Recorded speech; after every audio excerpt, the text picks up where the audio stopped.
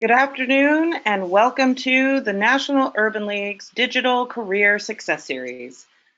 My name is Jody Brockington and I am today's host for this phenomenal session where we bring as much information as we can to small business owners, entrepreneurs, side hustlers, and those who have dreams of owning their own business someday. We have one of the top experts in this space, Felecia Hatcher, joining us today for what we call and what she calls self-made, how to start a business on a budget. Everyone's always afraid to make that move because they feel like they need all this money. They hear that they need investors. They hear that they need stuff. But often what we need is just resources, confidence, some chutzpah, and an idea that we need to bring into reality and bring it from an idea to an actual action. Felicia's here today to make sure she can answer your questions that you have and give you a guide that she has been able to actually write a book upon called Start Your Business on a Ramen Noodle Budget, which means that sounds like you don't need too much money. You just need a lot more heart to get it done. The reason why we're doing this is because we know that this is the time for entrepreneurship. We hear that it's growing everywhere. So we will have her join us later. But first, we have no other than our own Director of Entrepreneurship and Business Development, Karan Washington, who I have gotten to know over the last few years when he came to the National Urban League. And I was so excited because the department was growing, and so was Small Business Matters Summit, our conference that we have every year, and he manages it all. We went from having no entrepreneurship centers to now having about 12 across the country that you can now see on our screen. Karan will give us some information about where our entrepreneurship centers are, the services that we provide to the community for folks like you for free. Yes, I did say free. And about our summit that's coming up this summer as well, what we offer at the National Urban League to entrepreneurs, and then how that is executed through our affiliates around the country. So Karan, thank you so much for joining us as well. And thank you to you, Jody. It's been a pleasure working with you over these years, and I'm looking forward to another great summit coming up in the summertime. But I'm excited to be on the call this afternoon. Entrepreneurship, as you said, Jody, is a hot topic, and it's the life engine of our economy. And it's not okay just for me to say it or for you to say it, but I just wanted to share just a couple of quick stats. So, according to the U.S. Senate Committee on Small Business and Entrepreneurship, they said that entrepreneurs create 2 of 3 new jobs and employ nearly half of the country's private workforce. Key stat. Over the last 10 years, minority business enterprises accounted for more than 50% of 2 million new businesses started in the United States and created 4.7 million jobs. However, one of the major things, and I'm sure a lot of entrepreneurs on the phone have heard this, that businesses fail in their first couple of years. And why do they fail? A lot of them is due to lack of resources, the lack of leadership and skill development to scale, grow, and become sustainable. One more last stat. As stated by the Minority Business Development Agency 2010 report titled Executive Summary, Disparities in Capital Access Between Minority and Non-Business Minorities, they shared that greater capital access for minority-owned firms is essential to sustain their growth, reduce the national unemployment levels, and in particular, the high rate of unemployment in minority communities. So with all that said, that was the genesis of our Entrepreneurship Center program in the early 2000s. We found that a lot of entrepreneurs, they had great ideas, they had limited resources, limited money, and we wanted to be able to bridge the gap by providing those resources, that mentorship, the skill development needed for entrepreneurs to start, grow, or scale their business. So we came up with this Entrepreneurship Center program, and as you see on the screen, we have 12 entrepreneurship centers located in key areas throughout the country. So what do these entrepreneurship centers do? As a business owner, if you have a great idea, if you already have a business that's kind of in the middle and you're thinking about and you're trying to grow and you're trying to scale, we're connecting those entrepreneurs by providing counseling, by providing training, by providing resources, by providing a mentor to be able to start, grow, and scale your business. And what does that do? that creates jobs in our communities, that creates sustainability, that creates wealth. And as I shared earlier, we're trying to lower the unemployment rate by providing small business owners the opportunity to employ people in their community. So we have a Herculean task. Our Entrepreneurship Center directors are well equipped. They're entrepreneurs in their own right, and they hire subject matter experts to be able to provide those trainings in those communities all across the country. Our main activation in the summertime, as Jody shared, is our Small Business Matters Entrepreneurship Summit, which happens on July 26th in the summer in Indianapolis, Indiana. And we're so excited for this summit. And as Jody shared, this is a free summit. I'll say it again, free. Free summit. All you have to do is find your way to Indianapolis, find yourself a hotel, hop on a plane, take a train, bus, whatever you need to do to get out there to Indianapolis to obtain these free resources. So it's a one-day summit around the themes of money, management, and marketing, three areas where we feel that entrepreneurs need to be able to grow and scale their business. We have 9 concurrent workshops that happen throughout the day, which are, again, free. We have a connection zone, which is our resource room, which is an area for our private and public sector organizations to come and be able to share free resources for our attendees. We have a full day of networking with some of our funders, our sponsors, other business owners for you to be able to connect. And at the lunch, which again is a free lunch, we have our pitch competition, which Jody has been our host for the last several years, where we give away $10,000 to 3 entrepreneurs that can get up on stage and pitch their business to the esteemed panel of judges, which are pre-selected. You see our links there. The registration link is posted on the screen. Again, sign up for Small Business Matters.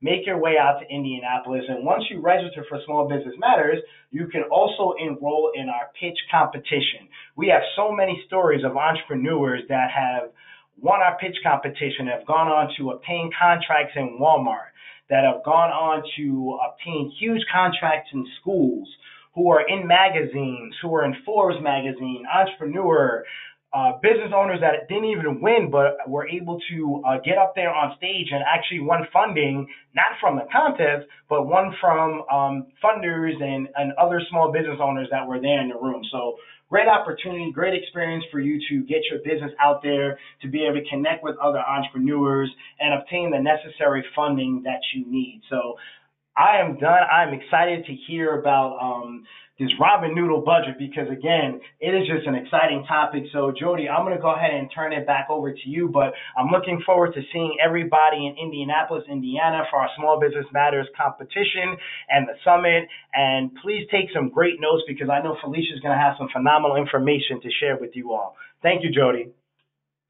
And as I tell you a lot more about Felecia, thank you so much, Karan, and what the National Urban League is doing. Mark Morial, this was his vision when he came on as the president and CEO of the National Urban League many years ago, to really infuse entrepreneurship as another alternative for working, the workforce, and for people's careers and lifestyles to increase, especially in the African American communities.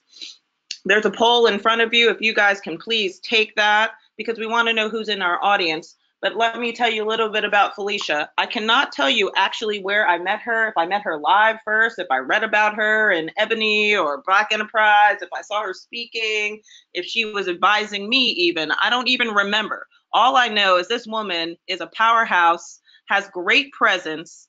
I always want a pair of her glasses. And she has been able to inspire and improve entrepreneurs, businesses, and their lifestyles because she really wants people to live out what they want and help them find it in a way that's doable, attainable, and doesn't become scary that they give up. Often people on a pathway, including myself as an entrepreneur, there's moments that you want to give up. And if she has worked with you or if you've read either of her books, and she'll tell you about them later, we do have 5 to give away to today's audience for those of you who are very interactive and insightful with your questions and your feedback. So we have 5 copies there. So if you're not yet an entrepreneur, but you're trying to be, this is the place to be. And if you are an entrepreneur and it's been a bumpy road, this is the place to be. And even if it's not bumpy and you think you're doing great, there's always something you can learn from this woman here, Felecia Hatcher. Thank you so much for joining us. You are an inspiration to so many, and not many people get an opportunity to hear directly from you. So we want to thank you for joining us today. And you guys who are online, if this is your first time hearing from Felecia, you now know you can catch her just about on any place on social media. Find an old article, it's still great information. Find an old video, one from last week, one from South by Southwest, and she travels the globe. So Felecia, thank you so much for joining us today. I know that getting this scheduled took a moment, and you were in the middle of travel. I was traveling, but it was well worth the wait. And we also hope that you might join us in Indianapolis as well. So Karan, listen up and figure out where we might be able to plug her in. Thank you so much, Jody and the entire team, Karan and Carissa, for such a warm welcome. I'm excited to share this next hour or so with everyone here. We have a lot to cover.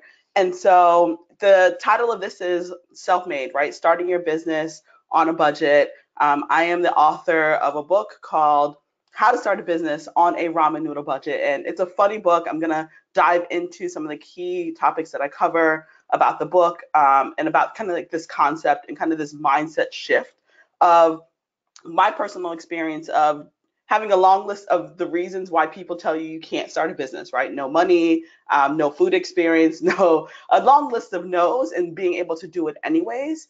And for me, when I share stories about entrepreneurship, I can talk about all the success, but it is also very challenging, right? And I think when we talk so much about that first year, and the large amount of failure that happens in that first year, I don't think a lot of people kind of share and candidly share their process and their failure stories, right? Which I have plenty. That's another session that we'll have to do, team, for another time, of kind of going over entrepreneurial failure and like how to overcome that. But to learn a little bit about me, because I actually really want to save as much time for questions to learn more about each one of you and be able to answer as many questions as possible. But this is the quick and dirty.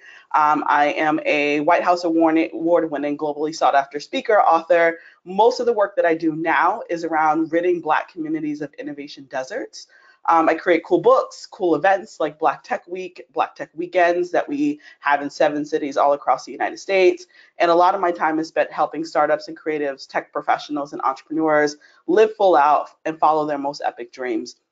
If you read about me, you'll also see that I ran a food company for 7 years called Feverish Pops, which was a manufacturing company. I think I've went through every possible entrepreneurial resource in that 7 years. I bootstrapped, I got VC funding, we sold the company, got a ton of media attention, and all of that experience is what I really put into the book as a resource of like, how do you do this when you lose your job from Nintendo in 2008 and when the economy tanked, probably one of the worst times to possibly ever start a business, but I had no idea. Started this business, moved back home to my parents' house at 25 years old, not just with myself, but also brought my husband along. I think it was the first time I saw my parents' faith in me and my ideas start to wane, and just like, I don't know what Felicia's doing with her life, but they allowed us to essentially turn their home and their backyard into our test kitchen, and our kind of garage to certain say in order to launch this business.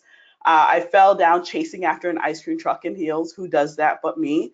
But that was my Oprah aha moment of how I started Feverish Pops, and used the last bit of my savings, could not find a job in my field. And if I could find a job, more than likely I would not be on this call with you, because I love what I was doing. I love what I was doing in tech, but it was something that for me became, hold on, and I just lost the slide from you guys. Sorry about that. For me, it was this moment of like, I really love desserts. I love desserts so much. I got married at a hippie donut shop, and you're probably thinking at this point, like, who is this woman talking to us? And all of that will start to make sense as I go through the rest of our presentation together. But I bought 2 ice cream carts off the luxury shopping website Craigslist, and quickly ran out of money from there. Didn't even have enough money to professionally graphic wrap our carts and what we were doing, and went to Home Depot. And this is the important thing when you're talking about doing something that is completely against the norm of the conversation of like how you start a business and how you go from an idea to actually executing on that idea and everything that happens in the middle. It's you're getting your hands dirty. It's really gritty. It's not pretty. I have a talk on there talking about how ugly it is in the beginning, and sometimes you personally look ugly in the process, but that's a lot of what it takes. And for me, it's just like I had this idea and I just wanted to see where it was going to go. And I started, and I, back then I created something called like an MVP, right? So a minimal viable product. And I was taking this big grandiose idea that I had of building a food manufacturing empire. And I'm like, how can I just start this today to kind of test my idea, validate this idea to see if I should wake up tomorrow and still continue to do this thing. And it came from buying the carts off of Craigslist. It came from, $12 moles off of Amazon. It came from going to skate parks. It came from going out to nightclubs and seeing that I'd rather have a company that is targeting adults. We started making and manufacturing alcohol pops, and all of this was before gourmet food trucks. So using social media in order to have people track what we were doing. It was something that people were doing in the West Coast. People had no idea what I was talking about on the East Coast and in Miami and in South Florida, but we were able to kind of corral all of these things and kind of assess our resources that we had that allowed us to turn into a company where Google, PayPal, Forever 21, Cadillac, Universal Records, and so many big Fortune 500 companies were our clients. We manufactured product for them. They use our pops as promotional items.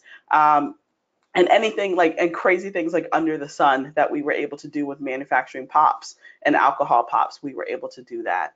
And so when I talk about ideas, and a big part of like the beginning of the book is like ideas are worthless and execution is absolutely everything. And I meet so many entrepreneurs in the work that I do. I own a co-working space here in Miami called Tribe. And the work that we do with Black Tech Week and connecting tech entrepreneurs to resources, also connecting traditional businesses to be more tech enabled so that they are allowed to align themselves to get the similar funding as in the VC and angel space, or be able to accelerate the model of what they've been able to create. A lot of it is like, oh my God, I have these ideas, and people literally are coming with like buckets of ideas, and they are disappointed when they first talk to me because I'm like, yeah, that's cool, but your idea means absolutely nothing to me or to anyone if it isn't actually turned into something tangible where I can see some sort of traction, where other people can see some sort of traction, where we can see that like this might be sticky enough that with the right resources behind it, this is something that can move, right? This is something that can be brought to fruition. This has some market potential. And I think so much of us hold on to these ideas that we have and we place personal value on these ideas, and then we don't understand why we're not getting the buy-in from people that are around us. And the easy and quick thing to say is people aren't supporting my ideas. Like, no, we will support your idea once we see you move forward with that idea. And I'm going to talk to you a little bit about like what that actually looks like so that you can have and create some sort of minimal viable product of what you're doing that allows you to then better align yourself and track and keep track of opportunities. But before I get to that, a lot of the work that we do around innovation communities and innovation deserts, so much of that has to do with mindset. And so when I talk to people about our community, specifically the Black community, and we talk about ideas, and we talk about going from idea to execution, if you've ever driven or ridden an Uber pool, right? The utility of Uber pool, a bunch of strangers piling into a vehicle to go from point A to point B. And what happens with that is before we go point A to point B, paying $1, paying $2, everyone collectively getting into a vehicle to go to solve, and this is solving a transportation issue.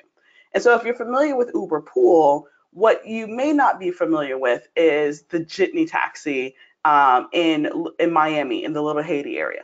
That same utility of Uber Pool, and Uber is a globally recognized company, have raised billions of dollars, has billions of dollars of transactions every year. I think they're actually getting ready to go public really soon. And most people put a really high value on that company. The jitney taxi in Miami, in the Little Haiti area, has been around for 30 years. And so they've been around solving the exact same transportation issue in our community 20 years before Uber ever came into existence. And it's not the sexiest vehicle, but it solves the exact same problems. Strangers piling in, paying a few dollars to go point A to point B. I'll reference Jamaica quite a bit in these examples because my mom's from Jamaica, so I know firsthand, right? The jitney taxi in Jamaica, the tap tap in Haiti, and I can go on and on about like how these transportation issues have been solved in Black communities for generations.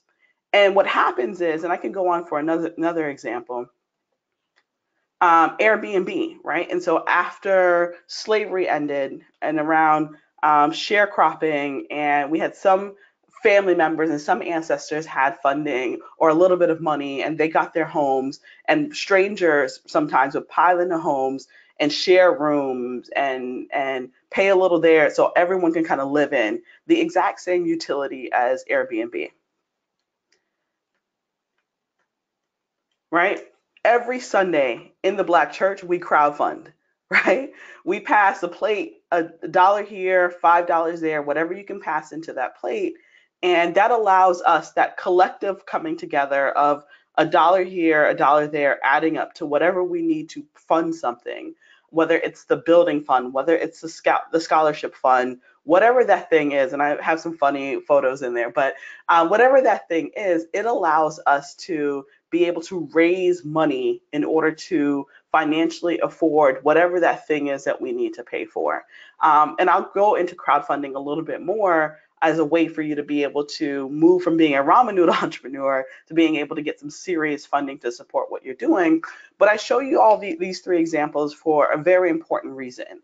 And so when we are coming up with these ideas in our communities, especially Black communities, especially Black and Brown communities, oftentimes because it's laughed at, it's called hood, it's called rudimentary, and we laugh, right? When immigrants come to the United States and they're piling into homes, people laugh at that.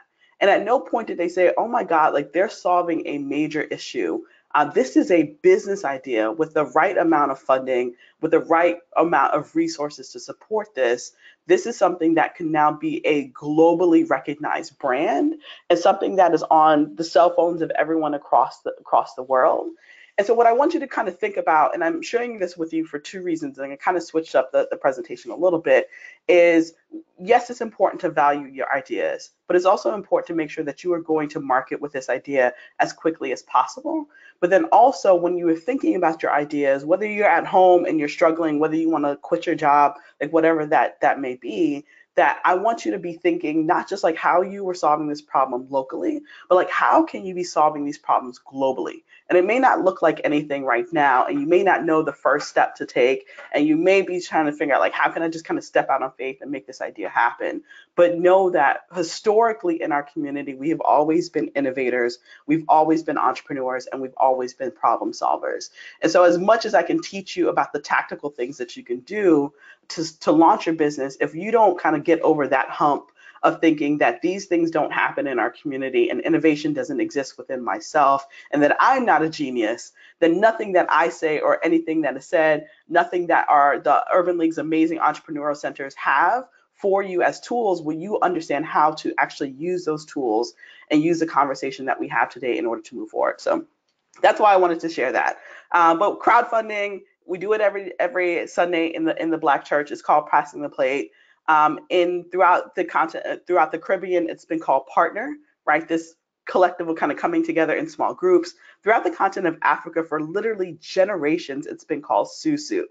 And so please don't let anyone tell you that our ideas and what we are building in our communities are not worthy when you literally have major corporations that are founded off of the ideas and things and way we've been solving problems in our communities for generations. So aside from that, right, aside from the mindset part of that, I have this philosophy called the SPA philosophy, right? And it's really kind of goes into the three reasons why most people suck at going from idea to execution. So one part of that is the goals that you set are not specific enough, they are not clear enough, and they're not detailed goals. So a lot of us will say, hey, you know what, I want to make more money this year. And this is an exercise that I do when I'm in person and I do presentations with people that I want to do more money. I do this exercise where I waive $20. You have to kind of be there to actually experience it. And the whole thing around that is like, what does more money to you actually mean? Because if I give you $1, that's more money, right? And so like the whatever you wish and put out to the universe was met. But if you are not specific enough in saying like I want to increase my salary by $20,000 at the end of the year, like you oftentimes meet the goals whether or not we realize we meet those goals because we're not specific enough. We also don't get the things that we want and we usually kind of get something that kind of sort of looks like what we kind of want, but because we weren't specific enough, this is what you got, right? And so as clearly as you can define what your goals are, what do you want your lifestyle to look like around starting your business, the better it is for kind of planning forward on what this is supposed to look like. The other part of that is creating your MVP plan of action. So the minimal viable product concept that I talked about, but making sure that your goals are the goals that you make in the beginning of the year, but are not broken down into small daily, weekly, or monthly long-term goals are extremely important. So I can't tell you that you can start a brick and mortar university on a ramen noodle budget. If anyone tells you that, turn the other way. I'm never going to tell you that. But if you want to start making money off of your intellectual property, off of your expertise in the career that you've been in, working in corporate America for a long time, what I can tell you that you can actually set up a profile on Teachable or Udemy or lynda.com. These are all these platforms that allow you to package up your genius, package up the things that you know, be able to tap into your social media network, be able to tap into a base that they have as their members who are coming on wanting to pay, and this whole kind of shift of peer-to-peer learning, and that you can actually monetize what you're doing, right? I do a lot of that. I'm paid to teach courses online. I have courses that I offer on my website. And so like I don't have a brick and mortar university, but I still can take that idea, shrink it down into a step that I can take today, and then be able to kind of build upon that, but be able to monetize what I'm doing step by step. And then if you still want to launch the brick and mortar, because you may not have to, but if you still decide to launch the brick and mortar university or school or whatever, you are actually being able to monetize, build up a network, build up a paid customer base, build credibility about your expertise, have a proof of concept, more importantly, have revenue coming in, and then ultimately get to that point of launching the university. So I hope that makes sense. It's really about just kind of breaking the big ideas down into small actual steps and goals that you're able to actually test. But then most importantly for me is bring in revenue so that this is something that can be sustainable for you. The last part of that is accountability, measure, and tracking. So a failure to do the aforementioned means that you are not in a place where you can do the last step, which is develop metrics, track quarterly to see how you are pacing, and either make goals public or get an accountability partner. So we're going to talk about that in a little bit. The other part of why people do not start in the very beginning is procrastination, right? So what WTF procrastination? And there's two real reasons why we procrastinate on ideas. And again, can't get this idea from being this thing in our head to actually physically being able to launch this thing. A lot of it is around like our mindset and how comfortable or uncomfortable we are around the conversations of money. But then most importantly, being able to fully actually assess the resources that are around us and figure out like how to leverage those things, how to leverage those relationships, but then most importantly, how to make sure that we're creating win-win situations so that we're not just constantly extracting from people, but then we're also creating an opportunity where it can kind of flow back and forth. And so before you get to that part, one part of that is focus, right? Prevention focus. A prevention focus is when we avoid doing something to prevent a loss, right? I'm probably speaking to some of the people on this session right now. For example, you have to create a presentation for work. You're afraid it won't be engaging, worried about embarrassing yourself in front of your colleagues, so you postpone getting started on that presentation. The other part of procrastination is promotion focus. And most people won't admit that they're in this boat, but a lot of us are in this boat. A promotion focus is when we see a task as a way to end up better off than we are now, like training for a marathon, but can't summon up the motivation to get started. For example, the running club you join meets at 6 a.m., but you hit the snooze button, and the snooze button triumphs over every time. A lot of that is us, like, so much of the conversation is like, what happens if you fail, right? But what happens if you succeed? And you'd be surprised that more people are actually afraid of success than they are afraid of failure. And a lot of people won't admit that to themselves, but we can be really comfortable, right? Sometimes a good paying job will stand in the way of you following your dreams just as much as a bad paying job. Like I've personally been there. I love the work that I was doing in experiential marketing for Nintendo. I honestly, if the economy didn't tank and they were letting go of people, I probably would still be in that space. But I also had this idea that I could not absolutely get rid of. Like I was doing all this research, I had these buckets of ideas, but not until like I was literally forced by the universe, right, when the economy tanked, to follow my ideas and put my resources together and kind of asset map who can help me. Then I actually decided to launch what I was doing, which I hope I'm making sense about like prevention focus and also promotion focus. But after that part, it's like one, you kind of deciding like what is the thing that you personally win a gold medal in, right? Like what is the thing that people come to you constantly over and over again and say, Felecia, I need you to do this. What is that idea that you have that you excel in, and that you can actually be able to monetize? Because the other part of, I think, this experience when people have ideas and they're failing to launch is they don't see a clear path on how they can make money. They don't necessarily see a clear path on how they can replace their source of income that they're getting for the company that they're currently working for. And so the biggest thing that you can do with that is break your idea up into like really, really small bites that you can actually be able to move forward on, right? And so ask yourself, and I'm sure maybe Carissa or Jody would be able to actually share this slide with everyone because it has some sheets that you can print off and actually write into, this being one of them. Your ideas that you have, being able to move forward with the ideas. Whatever that big idea is, I want you to be able to write that down and ask yourself, what can I do today in order to move that idea forward? What can I do a month from now to also move this idea forward? 3 months from now, 6 months from now, a year? And like, what does this idea look like in 2020? Common business goals that people have, I want to make more money. And kind of going back to the being very specific about the goals that you have so that it makes it much easier to actually fill out, sorry, this sheet is being very specific about what you want to be able to accomplish. And if you plan on leaving your job, putting a timeline in place of when that's going to happen based off of the activity that you're starting to do with your business idea. I want more money. How much? That needs to be a dollar amount. I coach entrepreneurs all the time and they come up with all these like frou-frou, like I want to make the community a better place, like I want to create generational wealth for my family. What is that dollar amount that would allow you to achieve that? What is that dollar amount that you need to be generating in revenue enough so that you can actually pay yourself to replace your income in order for you to be able to move forward? If this is a side hustle and you want it to become your main hustle and your main business, what do you need to be making so that this is sustainable for yourself and for your family, and then ultimately get to generational wealth? But if generational wealth is your goal, like what does that dollar amount look like? Be very specific, write these numbers down. And yes, then these numbers should scare the heck out of you, right? That's why they are goals. And we then break it down in order to reach, be able to start tracking towards those goals.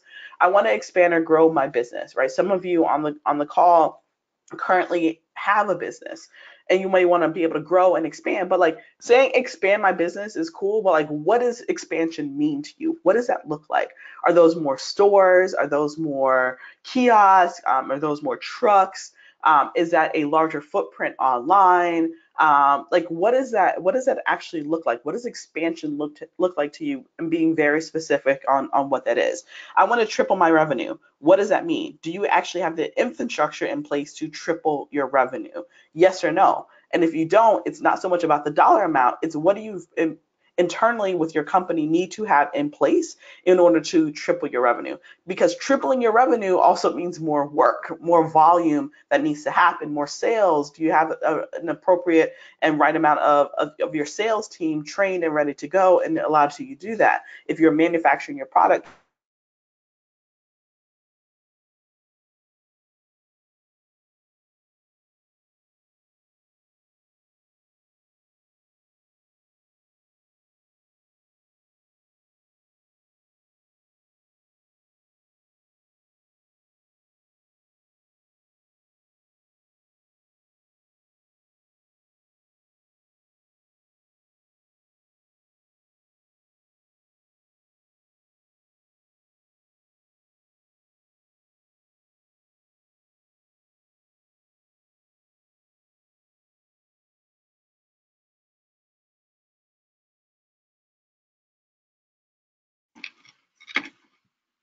We regret that there is a disconnect with Felicia's line. I cannot hear her right now, so we're hoping she's going to be able to reconnect.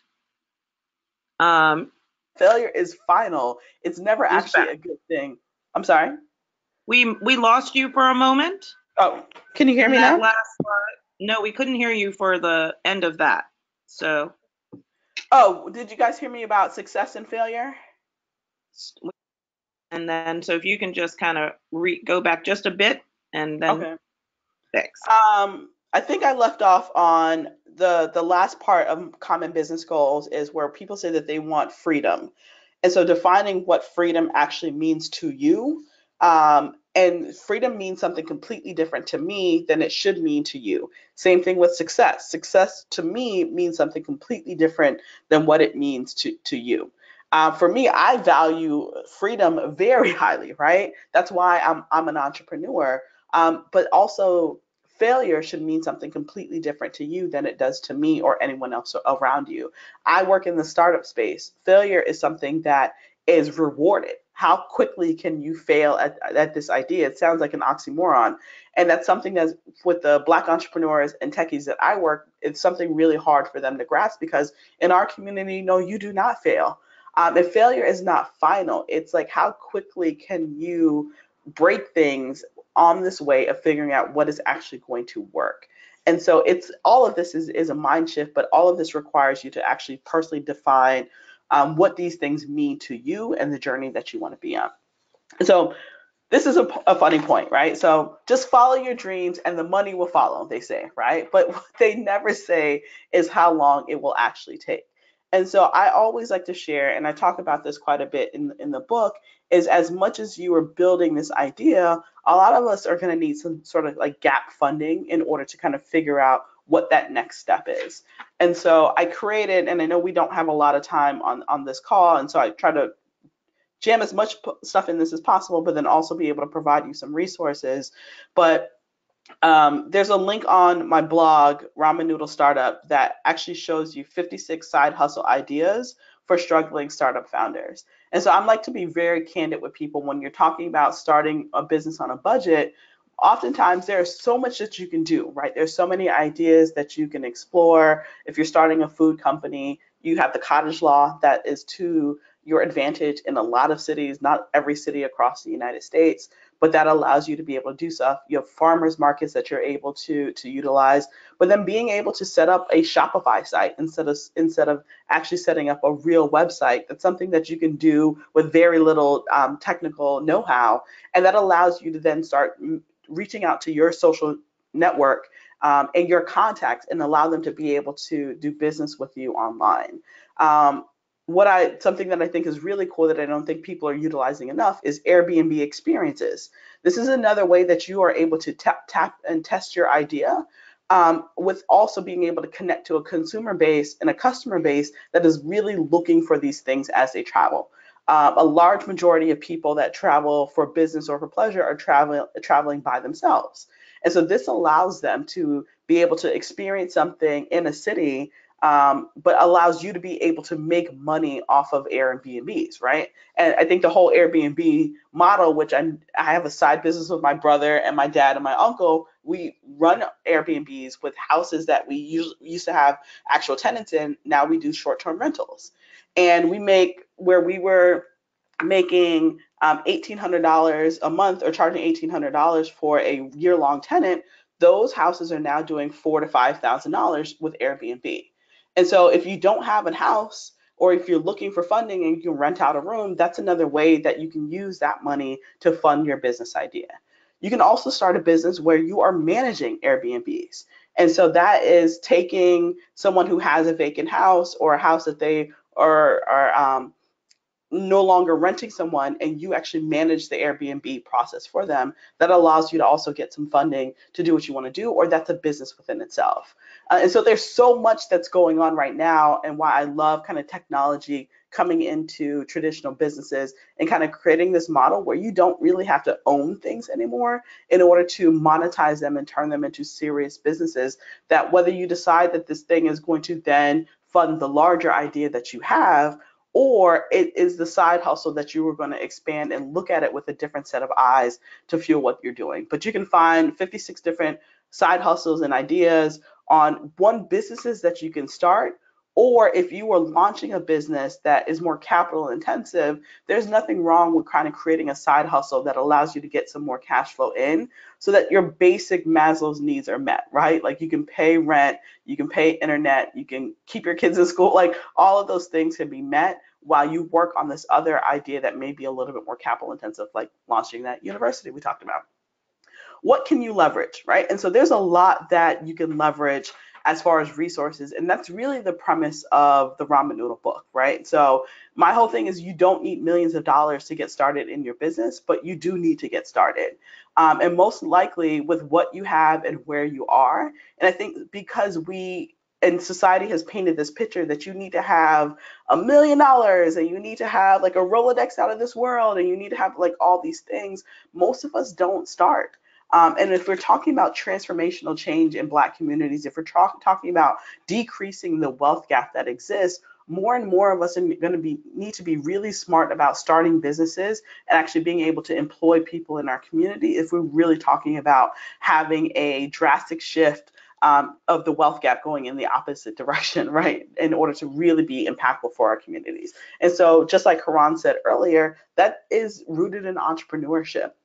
And so here are some ideas of like how you can kind of leverage either who you have in your network or some really quick resources that are available to you that you may not know that exist or you may not be using them in the right way. And so I'm going to start really quick with the media and promotion side. And so storytelling, the story that you're not only telling yourself, but the story that you are telling about the product or service that you want to get off the ground is extremely important. If I go back to the example of Uber Pool, the Jitney taxi here in Miami is still in operation, right? That it's a multi-million-dollar company for this guy, but it's still in operation. And so the way we describe that company and the way we describe, like I describe what he's doing in very sophisticated terms. For him, it's a bus service, right, that goes from Little Haiti to other parts of Miami. But when you are looking at it with a global lens of how this can solve a problem, you start talking about it much bigger as far as like the possibilities, right? I'm not the whole fake it to the make it kind of person, but like you talk about the possibilities of what this can be much bigger, right? Solving of transportation issue here in Miami or in DC or Cincinnati, Ohio. And if I can do this here, what do you think about this globally? And I think when people talk about, and I think so often people are talking about, I need to bring investors on, I need to bring investors on. That's a bigger part of that conversation that you need to have is selling the story, telling the story of like who you are, what brought you to this idea, and like globally, how can this be impacted, but more importantly, globally, what the market potential is for what you're building. Haro. Haro is an amazing, amazing resource. Years ago, oh my gosh, this might have been like almost 10 years ago, my husband and I got a big spread in Black Enterprise. I got that by connecting with a journalist through Haro. So Haro stands for Help a Reporter Out. I love free press, right? That is how we built Feverish. That is how for Black Tech Week and Code Fever and our co-working space, I spend very little money on hiring publicists until we're actually running the conference. But throughout the rest of the year, we've been really fortunate to get amazing media, right? So the Wall Street Journal, MSNBC, the Today Show, the Cooking Channel, Black Enterprise, Essence. Like I can go on a long list, and you can go on our website. I'm not going to bore you with that, but a long list of free media that we've gotten. When we were featured with Feverish on the Today Show, it was a 5-minute segment. If I was going to buy an ad on the Today Show at 9 o'clock in the morning, it equated to $1.5 million of what the equivalent in advertising dollars that we got absolutely free. And so a lot of my media connections in the very beginning, I got through Haro. Haro is a website, it's a newsletter that comes out 3 times a day, 5 o'clock in the morning, 12 o'clock in the afternoon, again at 5 o'clock in the afternoon. And it's all journalists that are short deadlines that are looking for people to feature for media opportunities. They need something, right? They need credible people to feature. They need situations, they need stories. You need the free press. a good friend of mine who runs a car detailing company, Sylvester, in St. Louis, I put him on to Haro, and mind you, it's not this snap your finger, you respond to something, you might hear back. It's something that you have to constantly kind of be looking at and pitching to. And I think after the first 3 months of pitching, he got a full page spread in the Wall Street Journal. Mind you, this is not a major tech company. This was a car detailing company in St. Louis. And they were doing a media story on entrepreneurs that outsource like their social media, right? And it became this profile. They flew in photographers to St. Louis, and it was a gift that kept on giving because a lot of people syndicate Wall Street Journal. And so Australia, his local newspaper, it turned into like a media frenzy for him. And Haro's completely free. They have paid packages, but for the nature of our conversation, the free service that they offer is great. You don't need to hire a publicist. You don't need to have a crazy press release. You literally just need to respond to the Haro inquiries that make sense for your business or where you can serve as a credible source to those journalists. And I think the one thing that I do want to mention before I move on about Haro is if it's something that doesn't apply to you personally, but you know another entrepreneur, small business owner, or influencer or expert that does, also shoot those journalists an email, because what I found personally for me is I connected with a writer with Inc. magazine, and she did features specifically around couples and entrepreneurship. And I had pitched to her one time, and it wasn't a fit for me. And she wrote me back and was like, "You're not quite the fit, but do you know someone else that is?" And I was like, "Sure." I could have just said, "You know what? She's not interested in me. I'm not going to help." I sent her over 3 other couples, and she ended up writing about them. And then we became really good friends, right? In the sense of anytime she had a story, she would write me first, "Hey, Felecia, is this a fit for you, or do you know anyone?" And ultimately, something ended up being a fit for me. But I created a really great resource with her as a journalist purely by being a resource. All right, guys. So finding clients. And I think this is a big thing for people that are starting a business on a ramen noodle budget. Aside from being really creative and really scrappy and gritty, it's tapping into your network. And so most people use LinkedIn as a way to find jobs. Some people even use it as a way to kind of prospect sometimes, but I don't think people are using it the right way.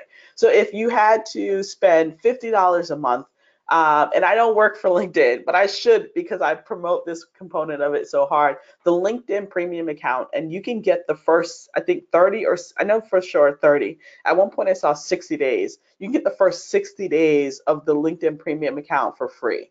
And so I'm telling you that part, right? Because we're talking about being on a budget. Then it turns into, I think, either $50 or $60 a month. And so the LinkedIn premium account is really important because it allows you to directly message anybody on LinkedIn, whether you have a connection point to them or whether you are like associates or friends or not and automatically connected, like literally anybody. When I was running Feverish, I had this brilliant idea that we could work with edible arrangements. I love edible arrangements. That's where I send all my clients and sponsors gifts from edible arrangements because it's really easy. But when we were running Feverish, I'm like, oh my God, they have all this fruit that's left over that they don't use when they cut out the nice flowers and all that stuff. To me, I can blend that down, right, and turn that into pops. How cool would it be to do like a popsicle bouquet partnership with edible arrangements? And so I kept emailing, like, the corporate number, calling the corporate number, could not get through. I had a LinkedIn premium trial at the time. I emailed and messaged the guy, the CEO, through LinkedIn Premium. That was on a Friday. He wrote me back on Saturday. He's like, "Oh my God, I love this idea. It's something that we had considered doing, but it's not going to work. But I love what you're doing. Call me. Here's my cell phone number. Don't give it out to anybody." And I was like, "Oh my God, like this actually worked." And I was like, "Does he mean call me today? Because it's Sunday. I don't know." And I was like, "I'm just going to call him." And we were on the phone for over 2 hours. And he didn't become a client of mine, but he essentially became a mentor of mine. He lived in Orlando at the time, and that for me was worth like thousands of dollars in free consulting that I got from a really respected global company. Was able to talk to the CEO through my LinkedIn Premium account. So as you're thinking of potential clients for what you're building and what you're doing, know that that's a resource, and it's an underutilized resource by a lot of entrepreneurs, especially people that are starting on a budget. Get that free 30 or 60-day trial and use that to connect with people and connect and get the resources and possibly get the customers that you need.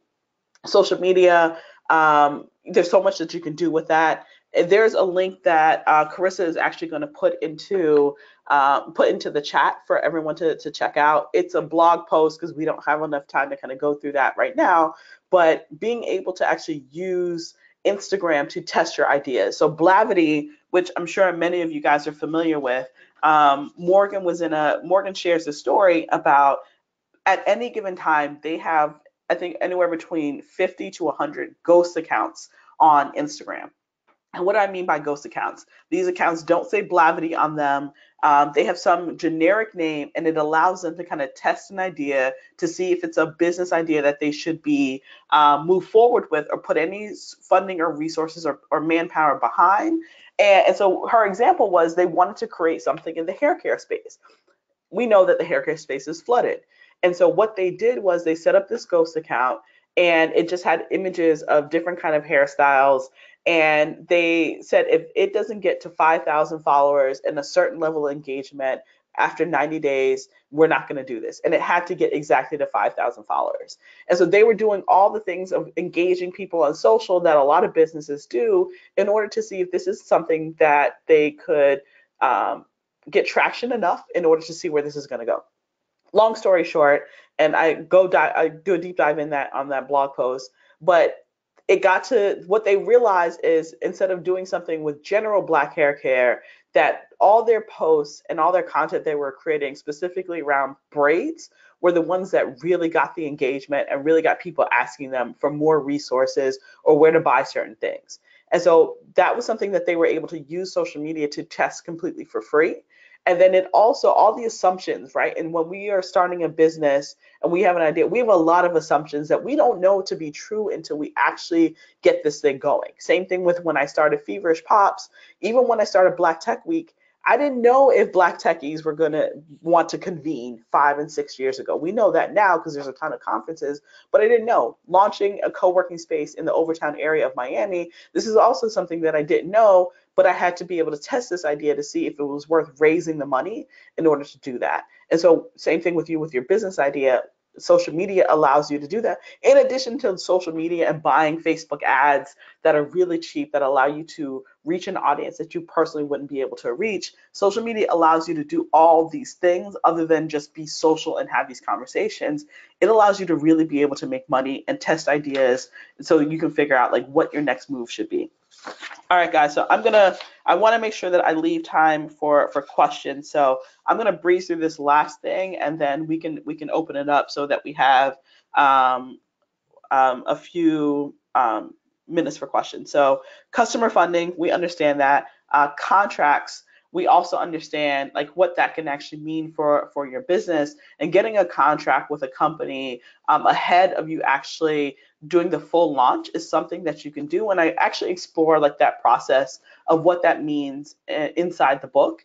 Crowdfunding, we talked about pitch competitions, right? So the Urban League has one coming up as part of the Small Business Conference. This is a great way to not only refine your idea, but then also raise money in order to launch your idea and also pay. We had a student in one of our coding programs that learned how to code through our program and then set out through the year going to different cities and winning a bunch of pitch competitions. I think at the end of the year, he had raised maybe about $80,000 in pitch prizes, and he uses that money to fund his idea.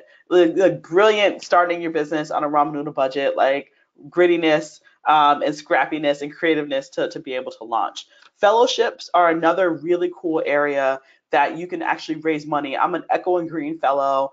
They gave us $90,000 to go towards Code Fever, but then they also gave us free healthcare.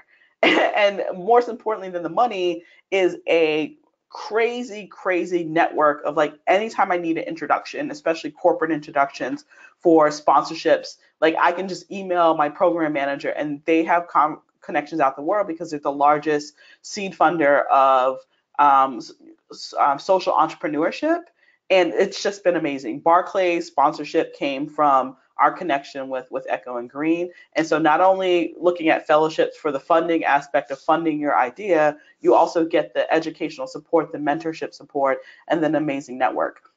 Investors, I'll leave for another time. Honorariums.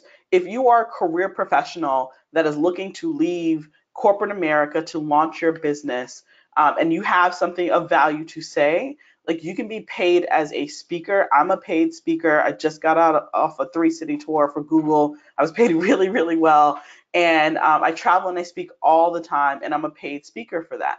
And you can use the money packaging up your expertise and use that to also fund your idea. Or that could be your business within itself, packaging up your genius, turning it into a keynote, turning it into a workshop, and being able to charge 2,500, 5,000, 20,000 and up. You'd be surprised at what companies will actually pay for your expertise, especially if it aligns with the problem that they're trying to solve for their company. So guys, I am going to stop here because I know that they're sharing this full presentation with you so that we have at least a few minutes of Q&A. I think the audience was definitely listening, so get your other questions in.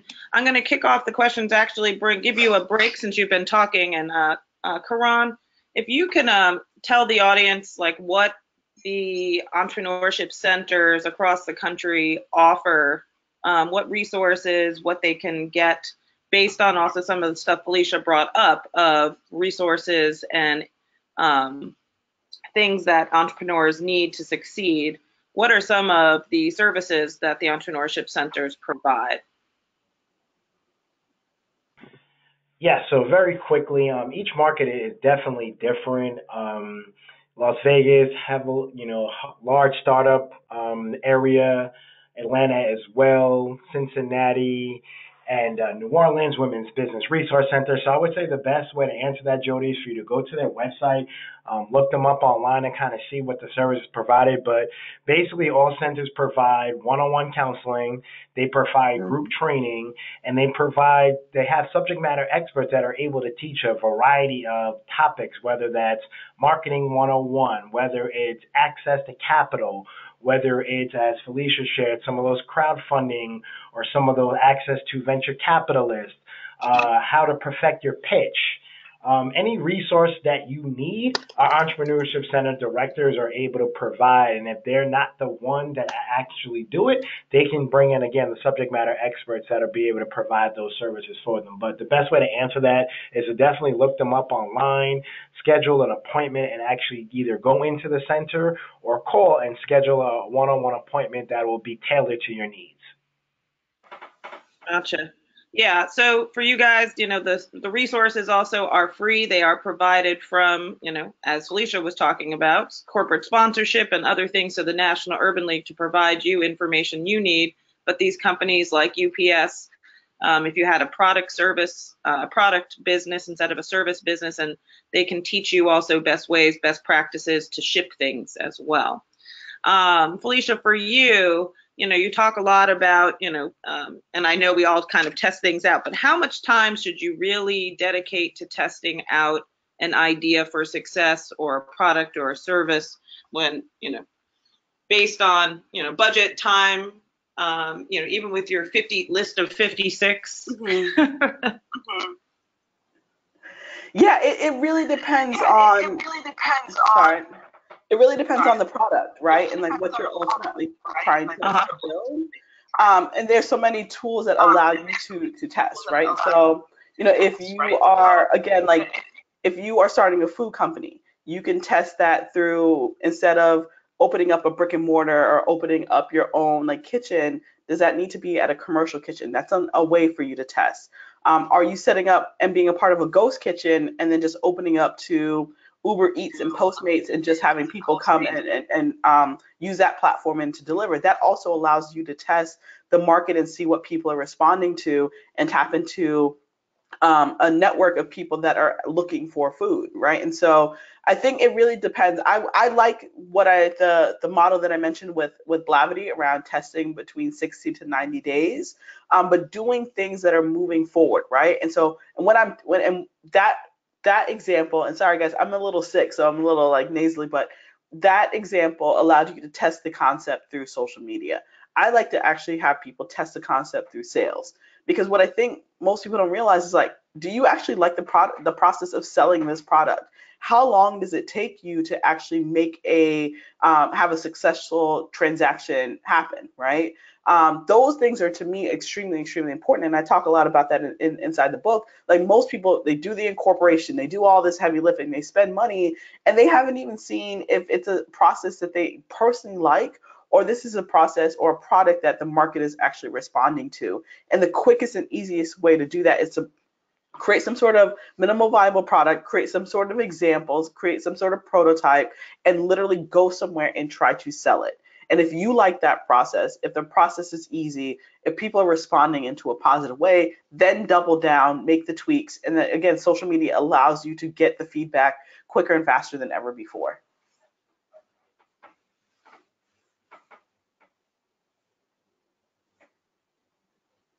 You have answered along the way. The handouts that everyone's asking for, they're in the handout. If you look to the right of your screen, you can just click on them and get them. We will also post them once we have the video ready. You will be able to see this on the National Urban League's YouTube channel under Urban League Jobs Network. And you can get in touch with Felecia, Karan, or myself if you see on the screen via Twitter. Find us there, and also all over. We're all on LinkedIn. That's usually the best way. But in terms of, just your younger entrepreneur self, Felecia, what would you now advise yourself that you didn't get when you first started? Oh man, I honestly I would have told myself to ask better questions. I know as simple as that sounds, but you oftentimes have a lot of good resources and people around you that you're not asking them the right questions. And that would be my advice to my younger self. Okay.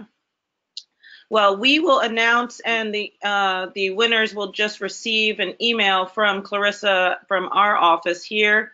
We'll be giving away five of these fabulous books to those of you who did send in questions, had advice, and we're also just kind of an amen choir. So it doesn't look like the one over there. It's gold now. She stepped up her game. And Felecia, can you also show your workbook real quick? Sure. I actually don't have a workbook in front of me, but okay. Well, it's called Focus, and it's a 3-month strategic action planner, which kind of takes what she had on some of those beautiful pink screens to life for you to actually plan out yourself an idea that you have step by step, so it's not so daunting. And it's kind of in a playful way where it looks like something you would have gotten in grade school. And you can write big, you can write small, you could use markers, it doesn't matter. So I suggest, even if you're not one of our winners, to definitely support Felecia. If you are starting to start a business, whether you're moving one along, you want to test one out, try some of the resources she gave us today, go to her blog, go to her website, and maybe even hire her. I don't even know if we can afford you, but some people did want to know how they could actually work with you. So maybe make that your next blog, or make it a post for people to find. Yeah, go on my website. They can find all that info on FeleciaHatcher.com. So I do want to thank you so much for joining us. I hope Karan has his brain thinking about how we can get you to Indianapolis this summer. Maybe we can even bring you to the career fair side, because you were really great about talking about how people who are corporate and still, have value can still make money by speaking, by using their voice, whether or not on Teachable, whether or not becoming a professor, doing things that are kind of out of their box currently because they haven't thought about it, and making that leap. So we do have coming up, though, on the 17th, we are doing a view from the top.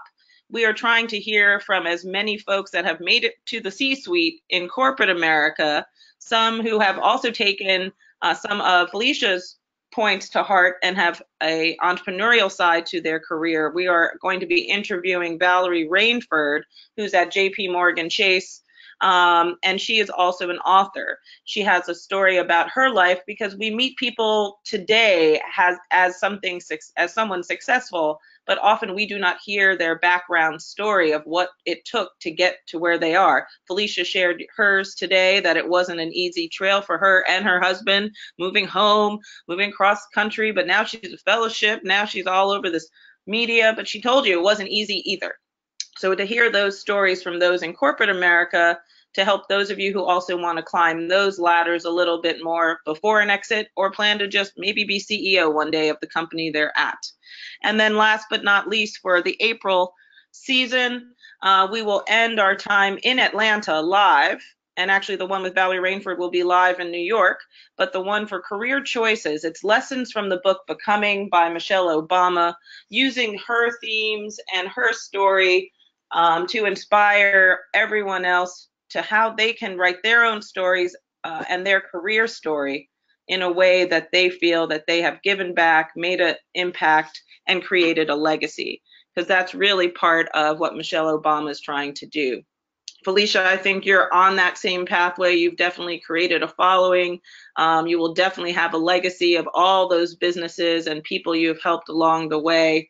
And I'm just excited that myself, and on behalf of the National Urban League, as well as the Entrepreneurship Center and Business Development, that we were able to have you join us today, and that your presentation today will live on as part of our legacy to those in small business, those entrepreneurs, and those who want to make the leap. So thank you all for joining us, and especially for a little bit of extra time.